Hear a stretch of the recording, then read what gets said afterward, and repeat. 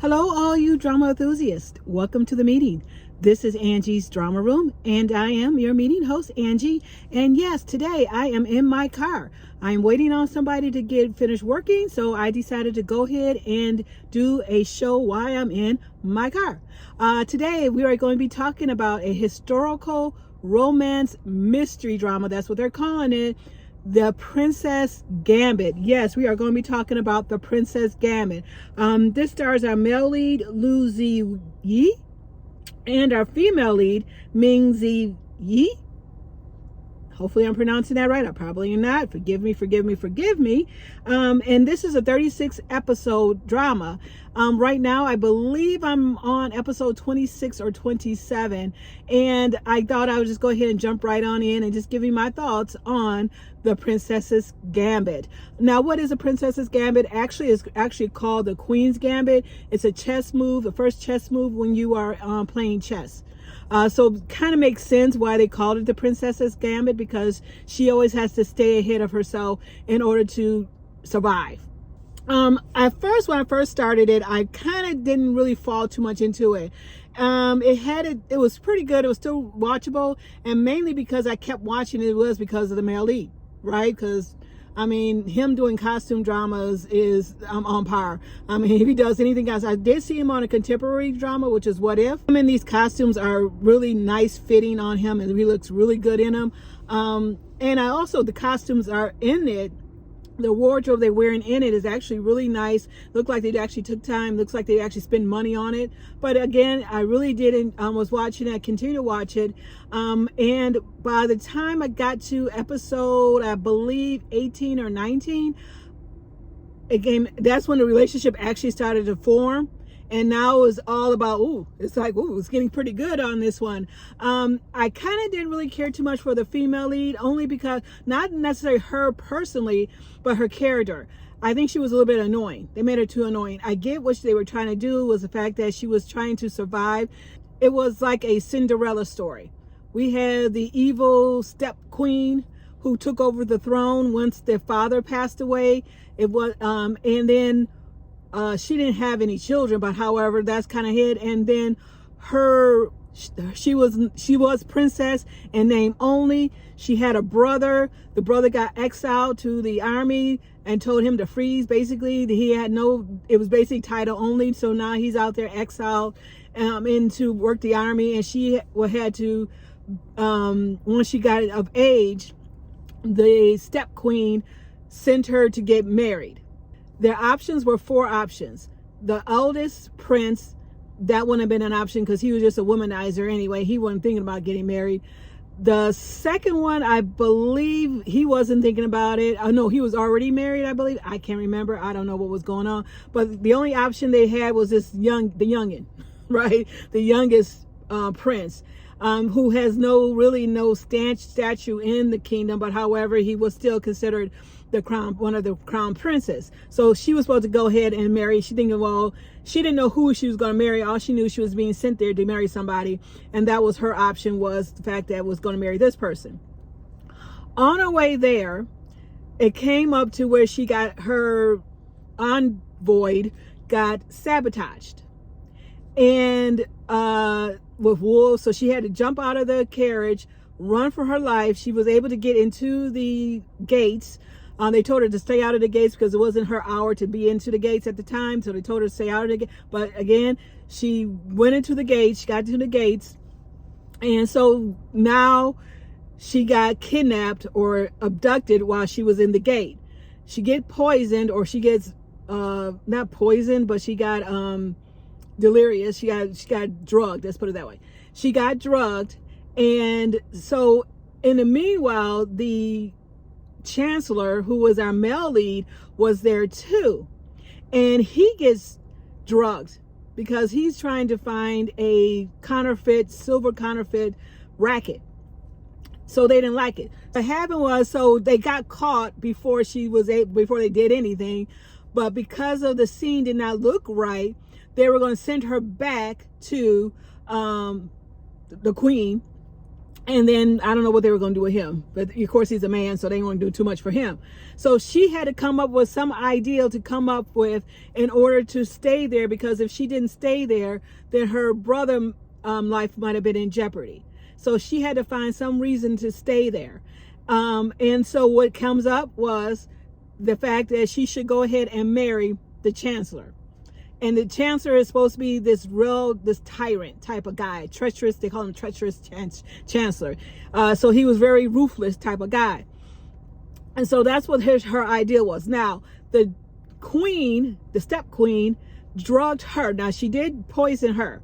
And basically in order to keep her under her thumb. Because she could have just ran away, right? Because she did try to run away when they were young, but got caught.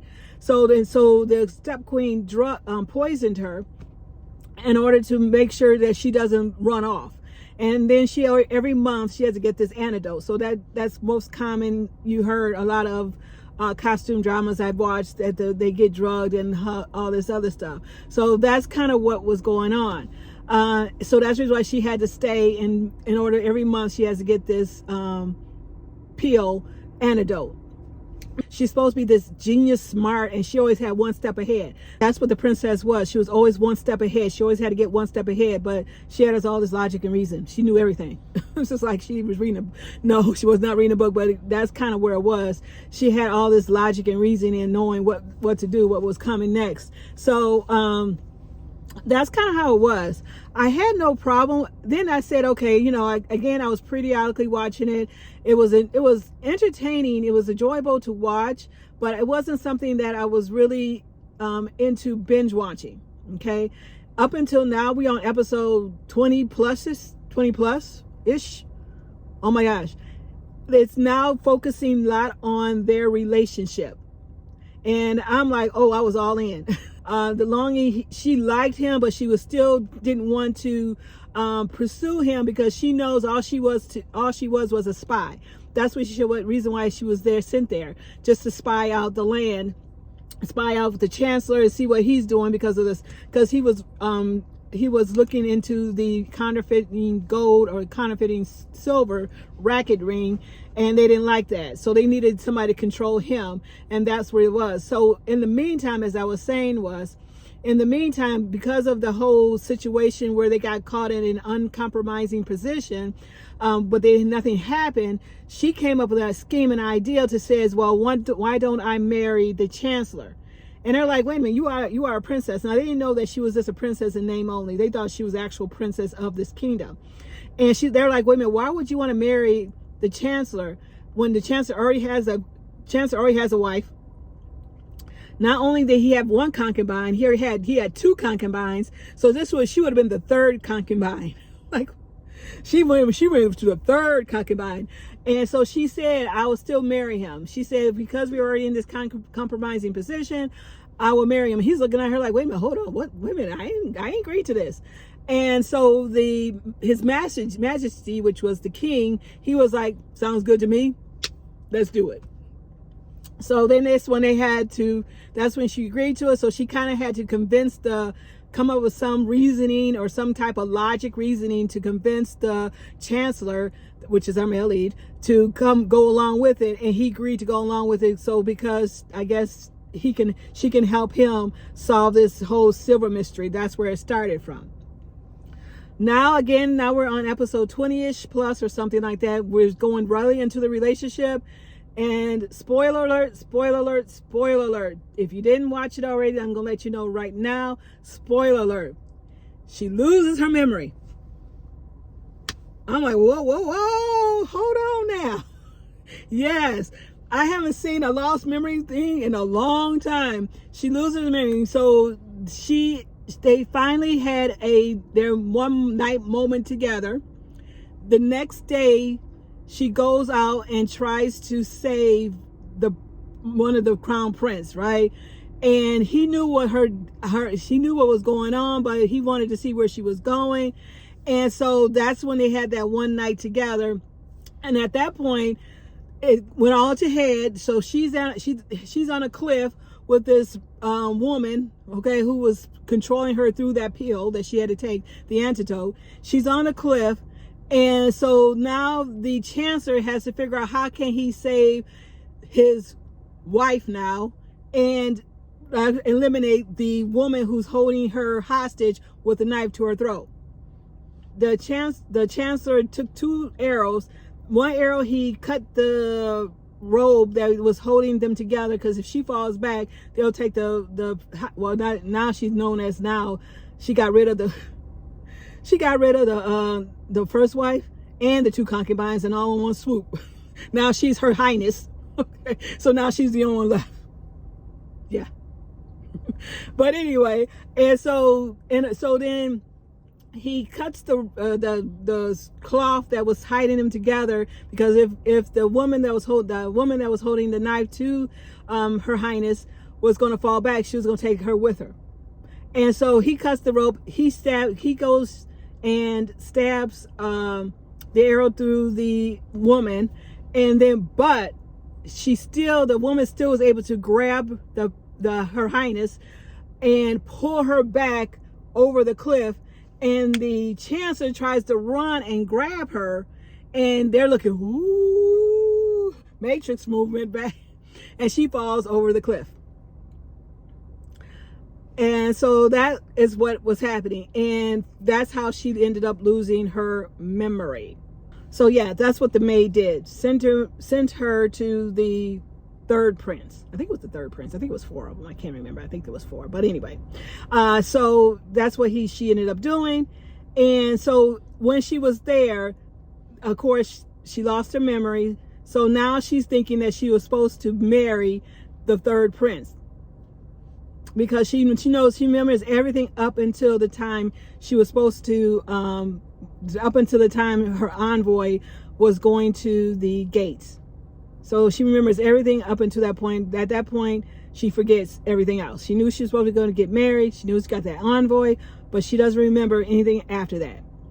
So all she remembers previously. So her thought was she was supposed to be marrying this prince. And so while she's there, so now the chancellor found out that she was there. So now the chancellor is trying to get her out of there. It really, again, if you really wanted to focus in it, if you drop short in the beginning, because I kind of did drop a little bit short, I came back on it, then I started watching it. I'm telling you, about the 18th episode, up until about now, I think I'm on the 25th-ish episode, I can't remember. This is where the whole relationship started. So yeah, now from that point on, I'm binge watching it. I'm really looking to it, because again, we all watch these because we all want to be the princess, right, who falls in love with the king. We all want that, right? We all want that fantasy. So when you're not giving us that in the beginning, you're giving us all these plays and these schemes and these things that are happening and all that in the beginning, we all just kind of watching it, because the fact is, if you like the male lead in here, that's the reason why you'll watch it. If you like the female lead in here, that's the reason why you'll watch it. And that's kind of the reason why I kind of stayed with it, because of the male lead. And I really enjoy his costumes that is on him, his wardrobe that he wears, the hair pieces and all that stuff. I really do enjoy it. If you want to watch it, I suggest at this point, again, if you drop short, jump in right now, and you can watch it from episode 18 if you want to go into the relationship, about maybe 16, just to get you familiarized. And from this point on, it goes really about 100% about the relationship, because now he finds out all her whole story. He finds out that she was being used herself, and yeah, so now he really finding love with her. Now I'm really into this drama. Thank you for watching. Again, sorry for the scenery. I'm in my car. I'm waiting for somebody to come out doing business, so I decided to go ahead and jump in while I'm waiting. And I appreciate all the subscriptions I have gotten. If you have not subscribed to my channel, please hit that subscription button, hit that like button, leave a comment. Let me know what you think about the Princess's Gambit. What do you think about it? Thank you for joining me. Meeting adjourned.